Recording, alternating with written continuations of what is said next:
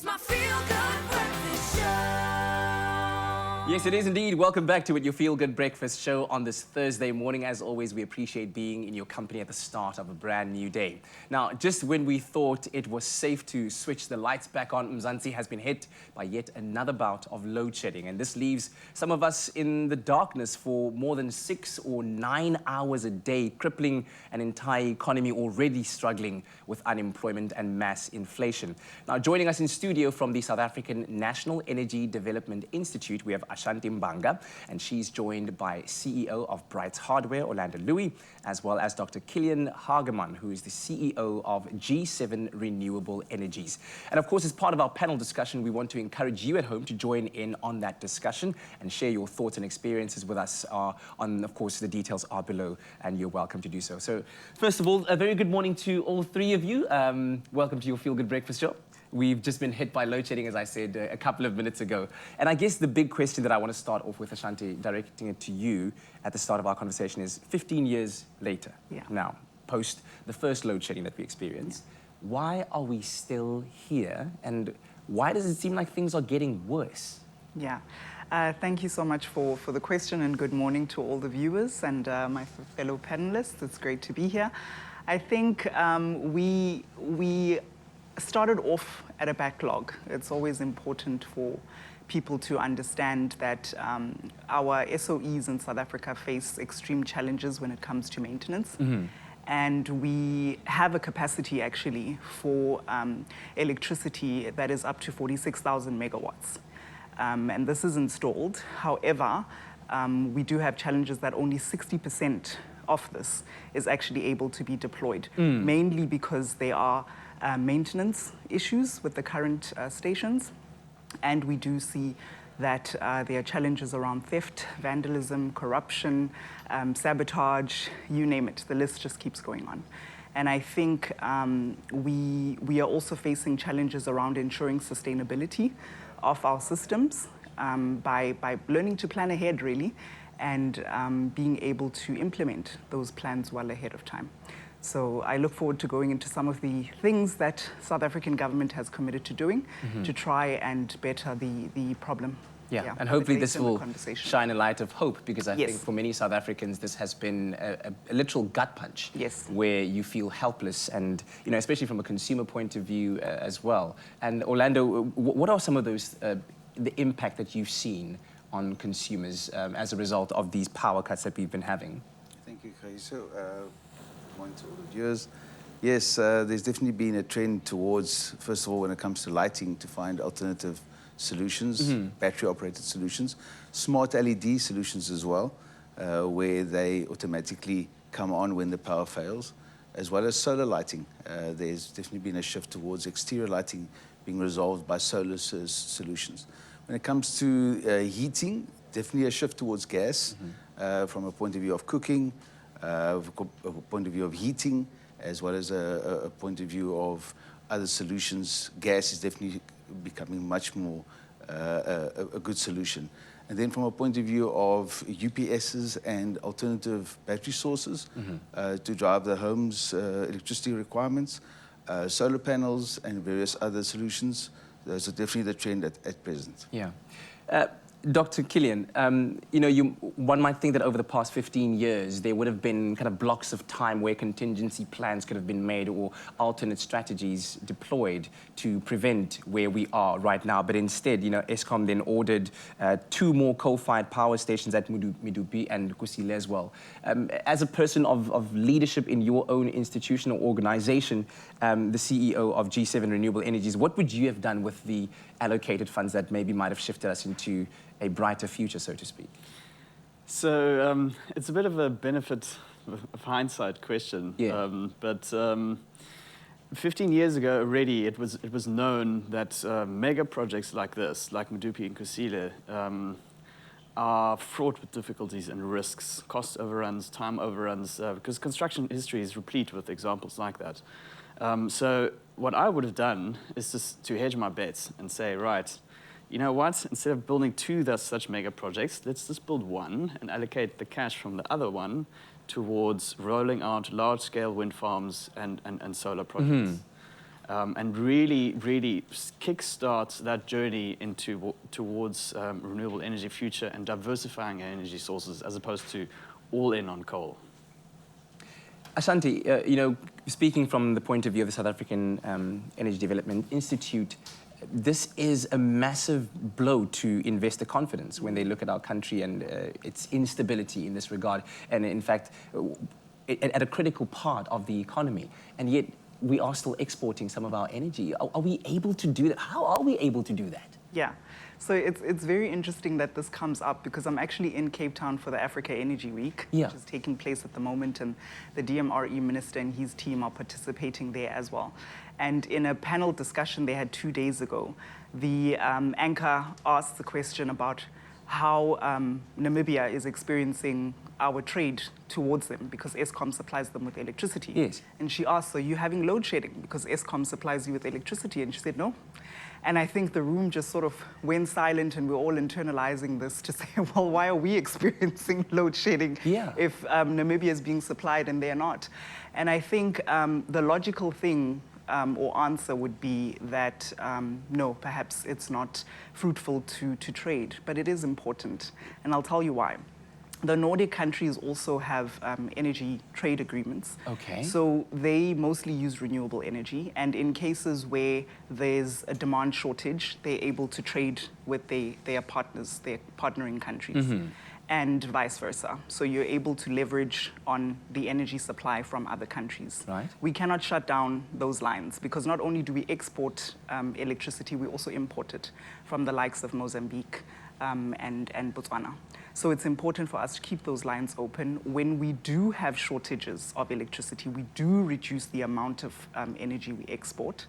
And then we also import to try and balance that. Yes. It's a key economic activity in South Africa. So it cannot absolutely be shut down. Yeah, and one can I understand, think we do need it as backup. We currently have a shortage of storage facilities to support a complete move towards renewables. And so it's important for us to have alternatives in terms of where else to get energy and to be able to sustain our trading relationships in that regard. Yeah, yeah. And one can certainly understand that from, an agreement point of view where Yeah. bilateral agreements have been drawn up between countries. And so Yeah. with those long-standing relationships, you want to maintain those, but, Yeah. at the cost of what and how can we maybe That's true. retrospectively... It's not straightforward, Yeah. but there are economic gains. Yeah. Well, certainly we'd love to hear from you at home, so do let us know your thoughts. The energy crisis in South Africa is one that impacts every single one of us every single day. How are you experiencing it? And weigh in on your thoughts, please. It's my feel-good breakfast show. Welcome back to your Feel Good Breakfast Show, Expresso here on S3, and we're back again with our discussion about the energy crisis in South Africa and its devastating impact on our people and our economy. Now, from the South African National Energy Development Institute, we have Ashanti Mbanga. She's joined by CEO of Brights Hardware, Orlando Louis, as well as Dr. Kilian Hageman, CEO of G7 Renewable Energies. And of course, we want to encourage you to join in the conversation by sending us your voice notes on our WhatsApp line, which is on your screen right now. We have one from Retabile. Let's have a listen. Good morning. Morning Expresso team. What I mostly do when there's this load shedding with my family, we mostly play 30 seconds game. All right. Well, we are experiencing some technical difficulties, so you wouldn't be able to hear the voice note right now, so we'll try and recover those and then bring them back to you as soon as possible. But let's continue our conversation with our panel. Dr. Hageman, in Europe, there's an energy crisis that is ongoing there, and people are calling for the nationalization of their grid. Here, we're trying to move away from that for various reasons. Of course, circumstances differ. But if you could narrow down our energy emergency to one or maybe two problems that we could focus on at the core as a process of moving towards an overhaul, what would you say those one or two things are? So, to me, the two things are, number one, the existing Eskom power plants are not being run the way they should be. Number two, we're not rolling out renewable energy, large-scale wind farms and solar projects fast enough. Mm-hmm. So on the first one, we've all heard the stories around insufficient maintenance or patch job maintenance. There's a lot that can be improved there, but also, we've heard very recently, the criminal elements within Eskom cause these power plants to, for example, burn too low-grade quality coal, which actually damages some of the equipment and exacerbates the whole maintenance problem. On the side of not rolling out renewables fast enough, yes, government now recently doubled the allocation of renewables for the Renewable Energy IPP procurement program bid window 6. But, it would be great if that was done 4, 5, 6 years ago. True, yeah. Because you can't just procure and then tomorrow the power's on the grid. It takes years for these projects to be constructed. It takes just 1 year from procurement for them to be able to start construction because of a whole bunch of outstanding permits and authorizations that are required. So these things don't happen overnight. You actually need to have foresight. By the time the lights go out, it's too late. Yeah.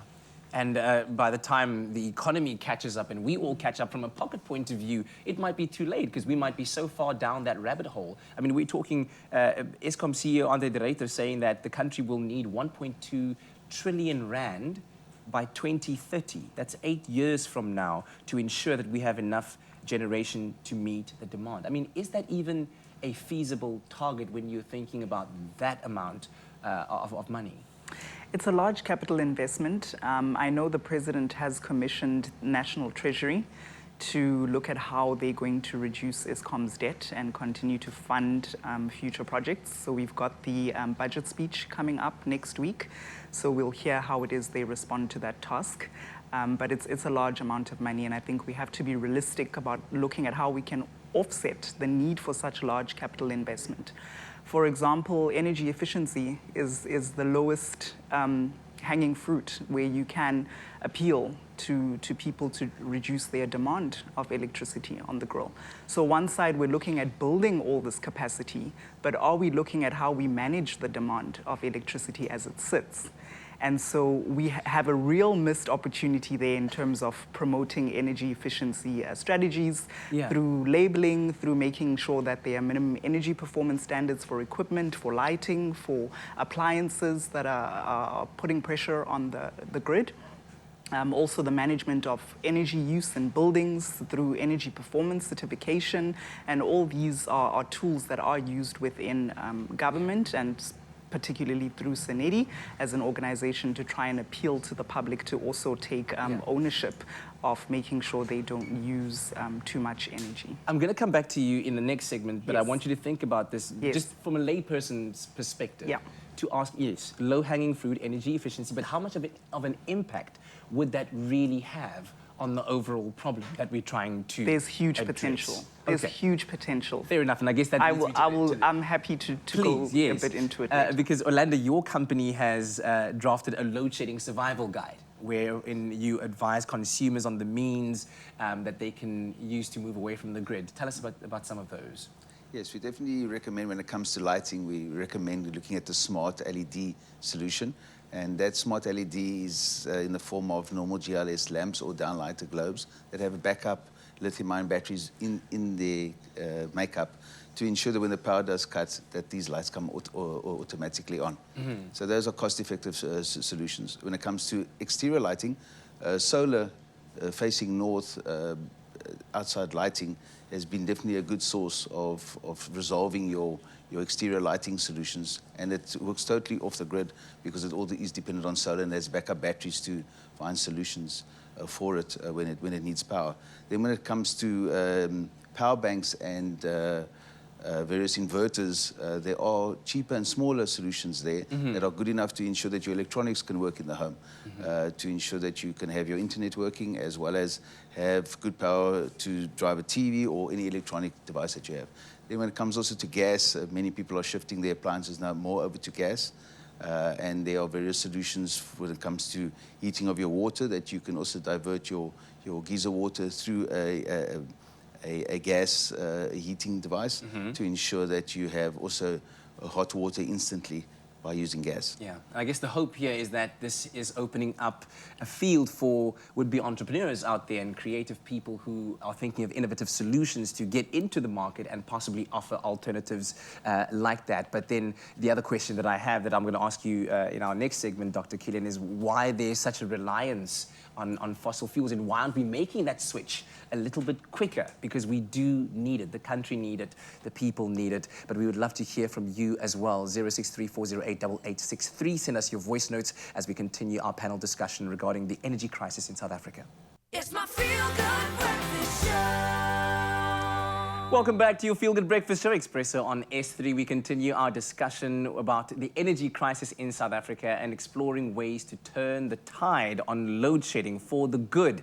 Now, from the South African National Energy Development Institute, we have Ashanti Mbanga, and she's joined by CEO of Brights Hardware, Orlando Louis, as well as Dr. Kilian Hageman, CEO of G7 Renewable Energies. And in this last part, I'd like to maybe shift the conversation a little bit more towards the positive side of things, right? And I'll start off with you first, Dr. Hageman, talking about the issue of renewable energies and how quickly do you think we can see an adaptation towards renewable energies that might take us into the future? What are some of the stumbling blocks that you're facing right now as an industry, and how quickly are we likely to see that implementation of renewables? So renewable energy is going to be rolled out much faster from now on. That's pretty clear.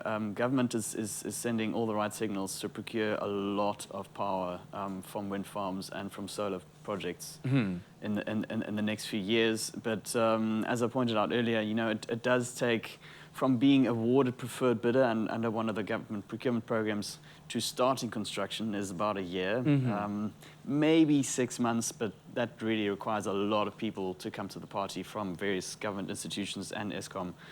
And then it takes 12 to 24 months to construct. And you can't just build like 5 or 10 gigawatts, kind of like 2 Medupis and Kusilis in 2 years, right? There's also there's a whole supply chain during construction that will be stretched to the hilt. So it unfortunately does take time. But in parallel, what's happening is that a lot of people are putting solar panels on their roof. So that's residential homes, businesses, industrial complexes. So that can happen in parallel. So yes, it is going faster than it did before, but I'm afraid it's not fast enough for what most of us would like to stop load shedding tomorrow. Yeah.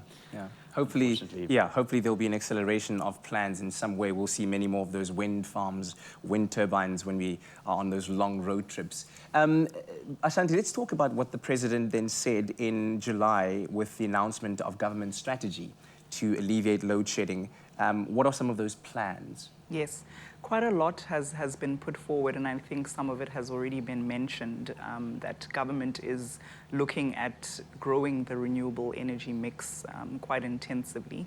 I think it would have been great to have this as a proactive measure, but now we are reacting to a crisis situation, which has opened up a lot of opportunity for us to involve private sector in the diversification of our plants and the energy that we can produce, which is great for climate commitments that we've made, because a lot of it is green energy, and we needed a push to move in that direction.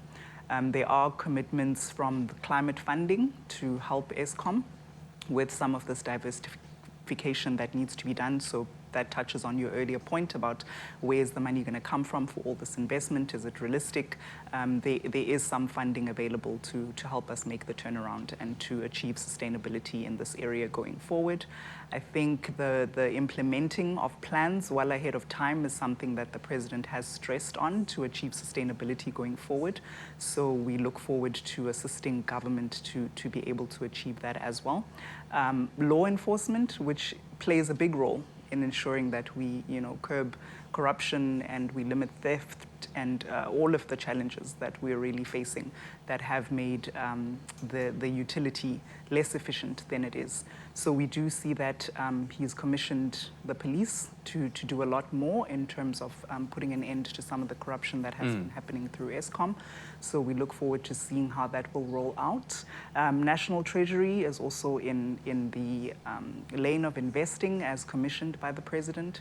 So we should see that come through, of course, with the doubling of capacity that was mentioned earlier as well, coming through from solar and wind power. Yeah, and I guess the hope is in all of this that there's a parallel plan that is running with the implementation and rollout of, the procurement and acquisition of independent power producers to ensure that we don't have the same thing 30 years from now, where Yes. corruption once again crept in at the very beginning.